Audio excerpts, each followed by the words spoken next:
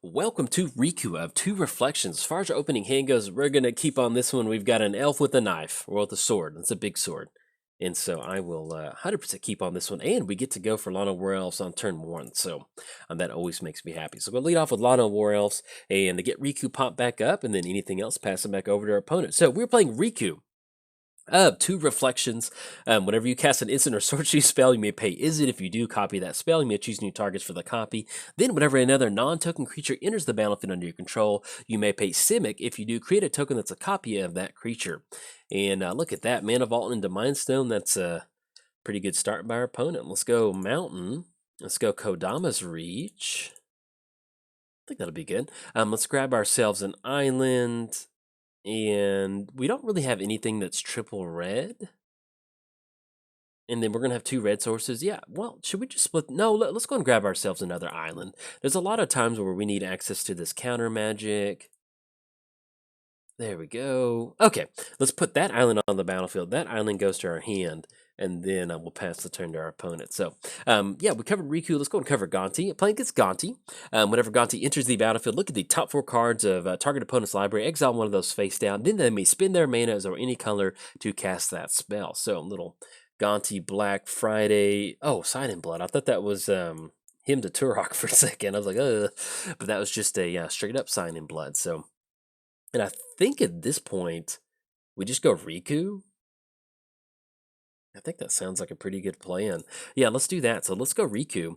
It's going to be 1, 2, 3, 4, and then tap down on Lana War Elves and just pass the turn to our opponent. So, covered Gonti, covered Riku. Let's give a quick shout out to our sponsors, MTGOTraders. When you build your very own Riku deck, head on over there. They've got a lot of good options. You can build Riku. I've got a $5 Riku deck. If you go to the deck section of MTGOTraders and type in the $ and type in 5, and you'll be able to see some of the $5 commander decks that I've built. Perfect option if you want to get into Magic Online. Oh, bummer, Shriek Mom. Okay, that's fine. But yeah, if you want to get into Magic Online, Riku's a wonderful deck because you can build it cheaply and generate a very nice board state and save a ton of money by just using a bunch of basics, because this is a very, very mana-heavy deck on this one. So, in fact, let's go and go Parallel Lives. If we're going to do some setting up, let's go Temple of Obane. Let's get the Scry going. Scurry Fever. Maybe a little bit of Insanity. Gilded Lotus. So we are staring down a Gonti at this point right now. And then next turn, it's going to be 1, 2, 3, 4, 5, 6, 7. That's going to be just enough for Riku. Yeah, let's go and put that on top because that might be something that they would want to go for. And if we can survive a Gilded, let's get in for 1 go, Lana War Elves go. Knock them down to 25 and pass the turn. So, but yeah, let's give a quick shout out to MTGOTraders. Be sure to check them out. Also, let's give a quick shout out to inkgaming.com. You can use coupon code JOLT to get 10% off your order off anything off the website and help the channel out at the same time. So if you haven't treated yourself in a long time, make sure that you do. And last but not least, I started a Patreon. So if you'd like to get your name in the credits of my videos, there's a link down in the description below. Also, if you want to get your hands on some sweet tokens, make sure that you are a patron of my Patreon. You'll be automatically entered into the giveaway, my token giveaway each month. And I'll be making new tokens as time goes on. So if you want to get your hands on one of these tokens, make sure that you're a patron at the beginning of the month. And you'll be automatically entered into the token giveaway. So it's officially free time. Let's have some fun. Yeah, with those tokens, man, I've got some pretty cool little designs done. It's been a lot of fun making those. I've always had a lot of tokens done, made, but I didn't know how to get them done. And if you know, I actually hand make these myself. So these are going to be a handcrafted little token process. So pretty cool. Enjoy it. All right, so we've got Riku coming down. I still think we kind of go for a Riku because we've got Parallel Live set up, so we can start to, if we just Dax duplicate on Gonti, that sounds pretty good. All right, so 1, 2, 3, 4, and then we'll tap down Lana War Elves, and then keep our fingers crossed that our opponent doesn't have any spot removal. That's kind of what we're going for at this point right now. So. And then, if we do kind of get around to the next turn, we've got more than enough mana to go for Dax Duplicate and pay for the token copy of Dax Duplicate. That's going to be Yawgmoth's Will. Oh, bummer, they're going to be able to go for Shriek Maw. Okay, but at least We force him to go for Yagama's Wheel on Riku, and we're making them spend resources to get rid of Riku off the battlefield. So that's a pretty good feeling. So I'm going to send Riku back to the command zone. We might end up going for Dax Duplicate on Gonti just to kind of shake something up, but we'll kind of see what we draw into for the turn. So, all right, it's going to be Green Warden. Enters the battlefield, return target card from your hand. From your graveyard to your hand. That's going to be 1, 2, 3, 4, 5, 6. We're not going to be able to cast that just yet. Riku's going to be 9 mana, 1, 2, 3, 4, 5, 6, 7. I still think we might end up going for Green Warden just to kind of get a little bit ahead.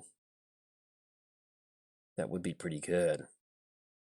Yeah, let's do that. So let's go for Green Warden. That's going to be double green. We're going to have Green Warden enter the battlefield.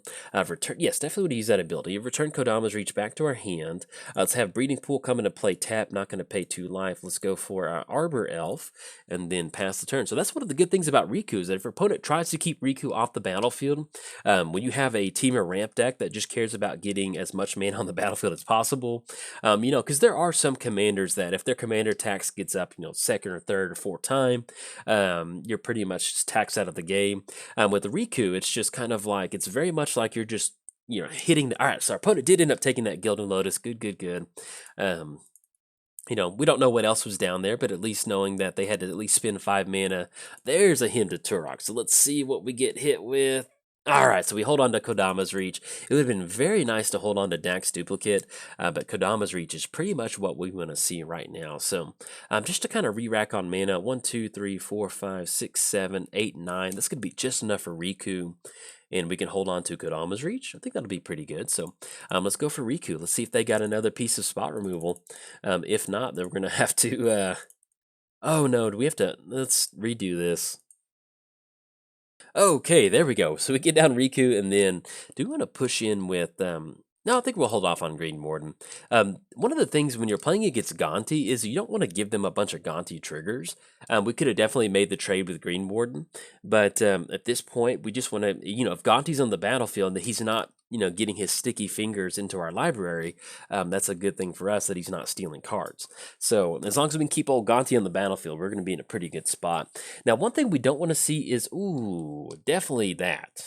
Don't want to see Ugin, because that's going to be the -X, and that's going to get rid of everything on our side of the battlefield. Oh, that is brutal. Man, Ugin coming down is always so, it's just such a rough thing to see, and it just always hurts so bad. It does. Let's do this. So let's go Kodama's Reach first. Yeah, because if we need to get rid of some stuff. Let's grab a couple more forest. There we go. Forest goes on to the battlefield. Let's go Catacombs. Let's go and crack Catacombs. Let's go and grab ourselves a tropical island. And then let's go for Mole Drifter. And we can just straight up cast it for 5. Yeah, because we just need to get some sort of card advantage going at this point right now. And plus, we also do have at least a threat for Ugin. Ooh, Soul Ring and Nature's Lore. All right, so anything else, we're going to go and pass the turn. So now that we're kind of exhausted on resources, we're basically just going to be dumping our hand out turn after turn in hopes that we run into some sort of draw spell. Now, one thing that we do have is we do have Pull from Tomorrow. We've got Epic Experiment. What just happened? Let's check the... Oh, our opponent went for the Ugin activation. We do have Pull from Tomorrow, we have Commune with Lava, we have Epic Experiment, we have Dig Through Time, so we've got some options to kind of bounce back from this, but our opponents played this out very beautifully.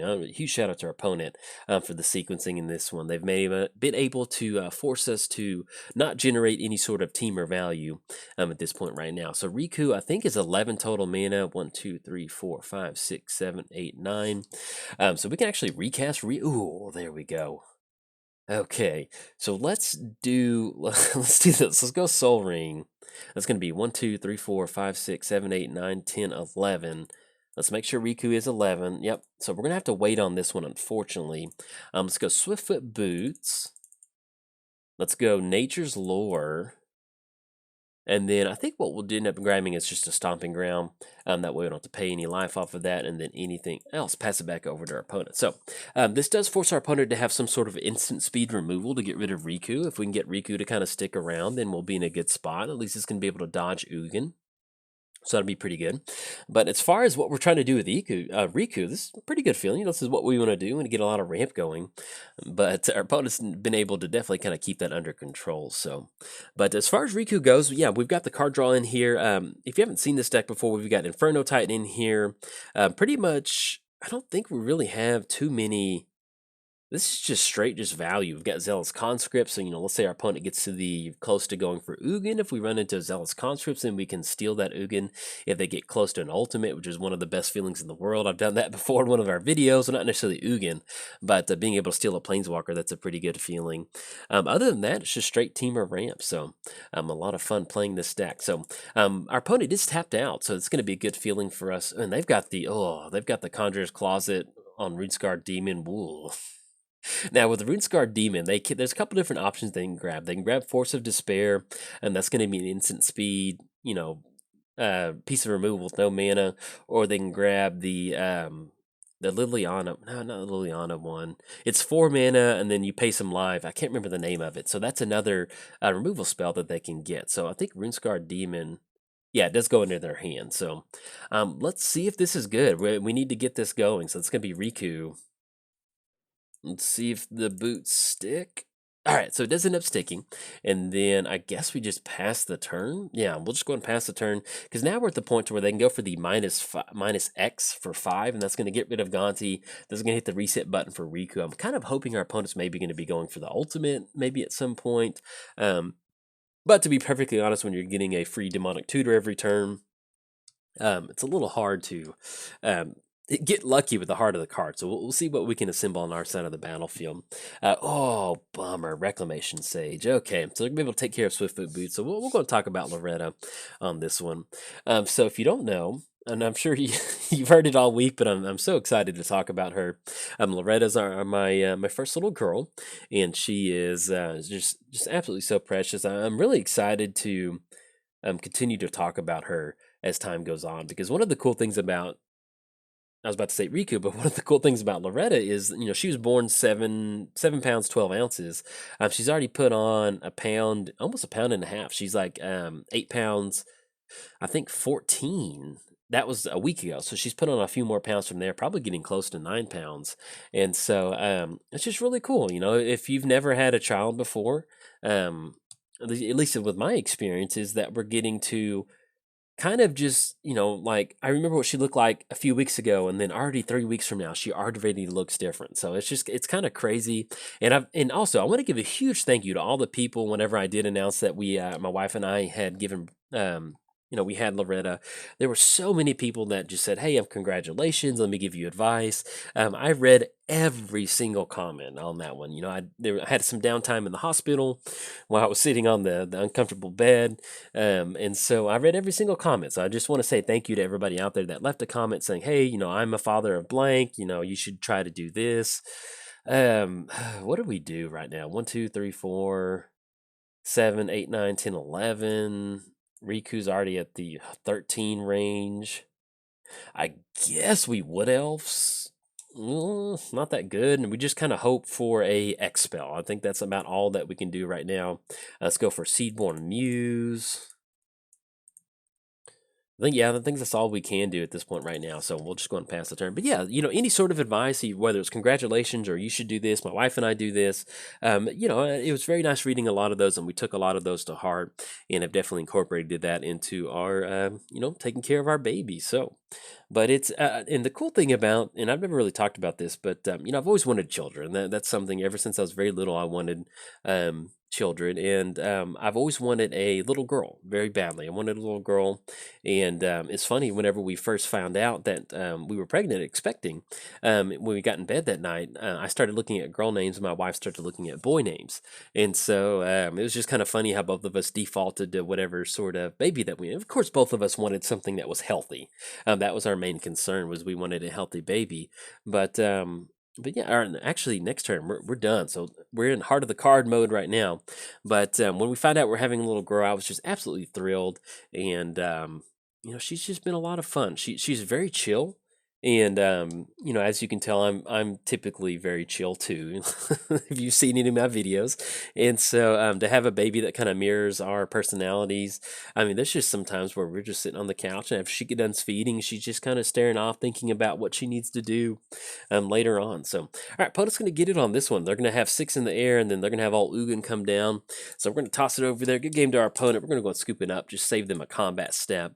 Unfortunately, tried to get some good Riku action going today in these 2 Riku videos, but we could not get that going. So, but unfortunately, that's just kind of the way Magic goes sometimes. We did get a lot of ramp going, but that really kind of set the tone for this game was when our opponents went for Yawgmoth's Will on Shriek Maw. That really kind of stopped us from generating any sort of value. And unfortunately, with us not being able to do Dax Duplicate on Gonti, that was kind of the bottleneck on the game. But opponent played this game very well. So shout out to our opponent. And if you enjoyed the video, hey, like and subscribe. Thanks. Bye. Welcome to Riku of 2 Reflections. As far as our opening hand goes, we've got, this is beautiful.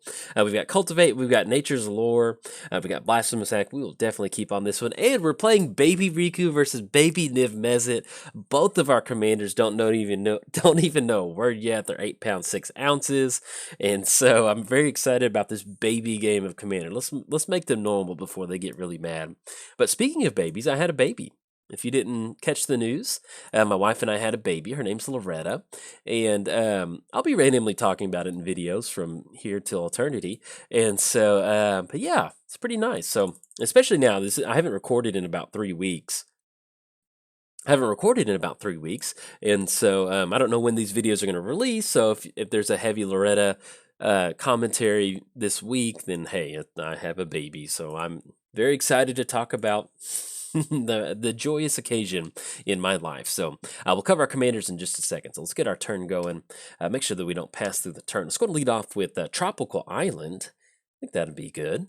Lead off with Tropical Island. There we go. Ooh, run into delay, which is going to be good. So we'll get that Tropical Island down. And then, do we want to Worldly Tutor for a Mana Dork? I think that would be good.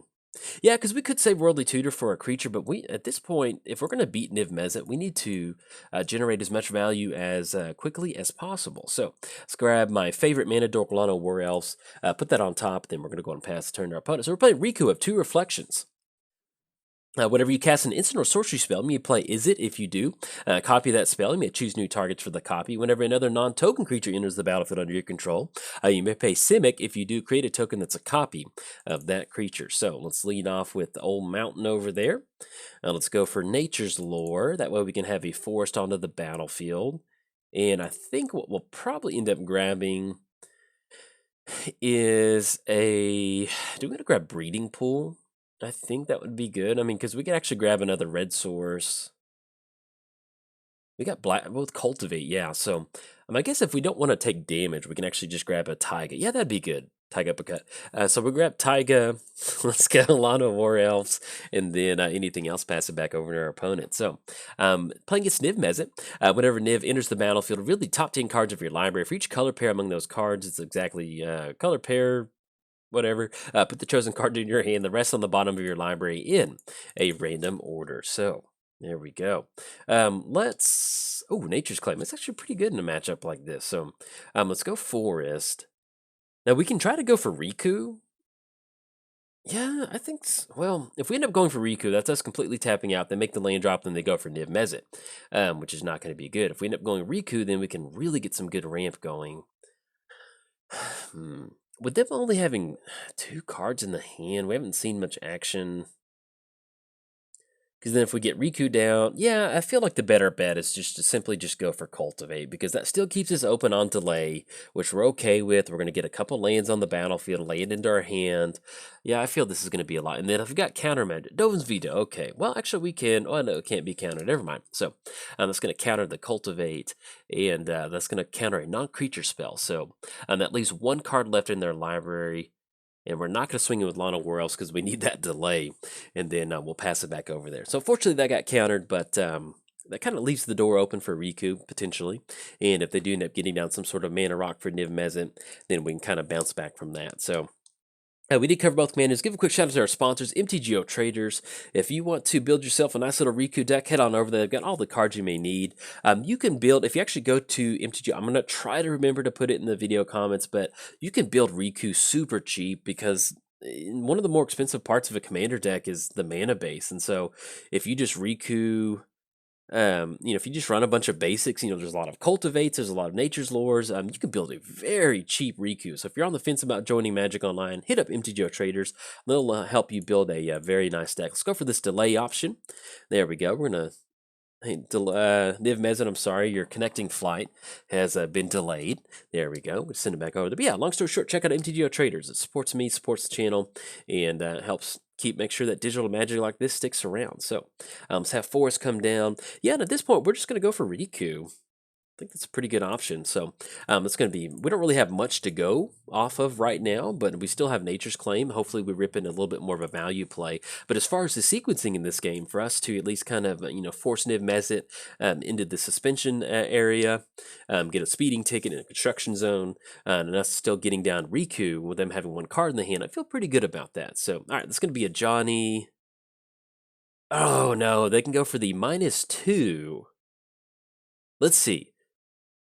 Okay, yeah, I was about to say that's pretty good because we can still end up using Lana War Elves to get rid of a Johnny, which is going to be a pretty good feeling. So that was a pretty good option by our opponent. But at least we do have the option.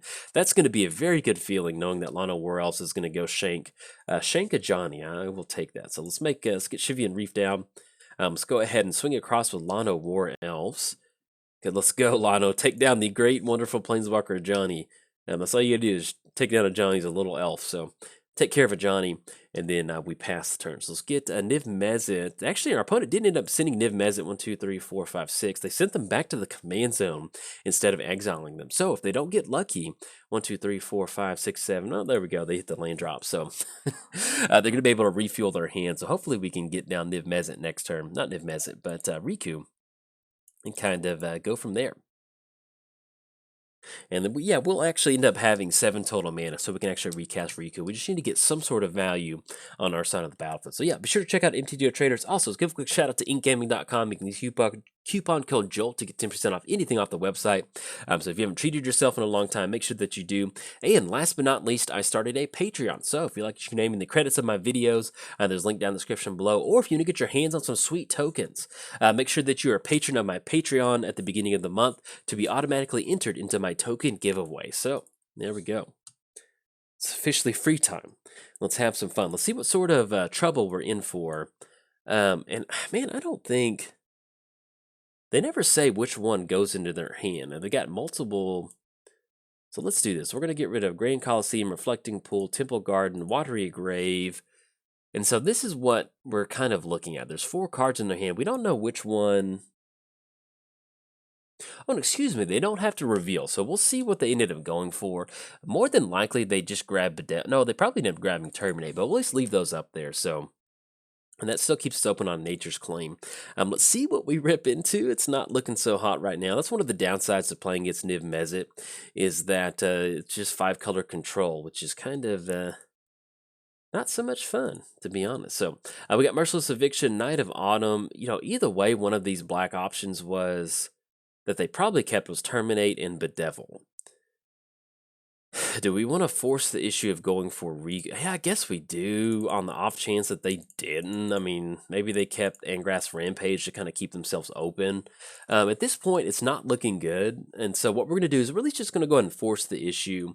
If they have any sort of answer for one of these Rakdos spells in their hand for Riku, then they're going to force them to use it, and then hopefully we can ramp ourselves out of this one. But if we just sit back and let them just build up value, then that's just going to be really hard for us to do anything for the rest of the game. So, our opponent does end up keeping that Terminate, and so we know what's in the rest in their hands. So it's going to get rid of Riku, send Riku back to the command zone, and then it's going to be a little bit of an uphill battle, so we'll see. So we got Niv-Mizzet swinging across for 6, and it's going to knock us down to 24, and then we run into Preordained. So let's see what we can scry and scurry, if we can scry and scurry our way out of this one. Ooh, Rite of Replication for 9. 1, 2, 3, 4, 5, 6, 7. And actually, unfortunately, with us doing that one, yeah, we have to draw a card. Yeah, so let's do this. So let's put Polluted Delta on top. We'll put Rite of Replication on top. So we draw into that. The next turn we can go for Polluted Delta. And then we'll just Rite of Replication on Niv-Mizzet. I think that sounds kind of good. It's kind of a long shot, but it's better than nothing. So than anything else, we're going to go and pass the turn over to our opponent. But yeah, with Baby Loretta. Really excited. If you don't know, my wife and I, we had a baby, and we've just been enjoying ourselves. If let's say that you're new to the channel, and you're wondering why is Jolt, doing all these spin the wheels? Does he have so many videos of Yorvo in these spin the wheel videos? Yeah, that's kind of what we've been doing. My wife took maternity leave from work, and so unfortunately, I can't take maternity leave from work, not by my choosing, or it's just a family business and there's X amount of employees there. And it would be hard for me to take an extended amount of time away from work. But I did kind of take a little bit of a maternity leave from the channel. So that's kind of why I've been doing Spin the Wheels. There's a lot of videos that I had kind of banked up and just slowly kind of releasing them. So getting a little bit ahead on recording now, as I don't know when this is going to release, but I'm trying to get ahead on recording that way going into the future. As we take care of little baby Loretta, I'll have some videos banked up to kind of release those. But it's going fun right now. I'm really enjoying it. It's kind of a weird feeling, as being the father. I'm not carrying around this child in me, so like as soon as she was born, it's just trying to form this bond, and I don't know, it's just been a really fun process. I've really enjoyed it, and she's just a very good, joyous a source of joy for me. It's kind of like there's no words to describe it. It's kind of like I don't know. And so we've got right. Yeah, we still got right on Niv-Mizzet. I think we kind of go for that. We're not hitting land drops. Yeah, let's go for it. We're going to cast it on Niv-Mizzet. And we get our own little copy. So let's go for it. But yeah, she's sleeping really good, which is awesome. And she's just being a cute little baby, which is a very nice feeling. So, all right, so we're going to have the Niv-Mizzet trigger. Let's see. Epic Experiment and Biomat. Okay, yeah, that's something. We've got ourselves a 6/6. Okay. Anything else? Let's just go ahead and pass turn over our opponent. So let's kick it back over there. We are sitting at 12 total commander damage, 17 total life total.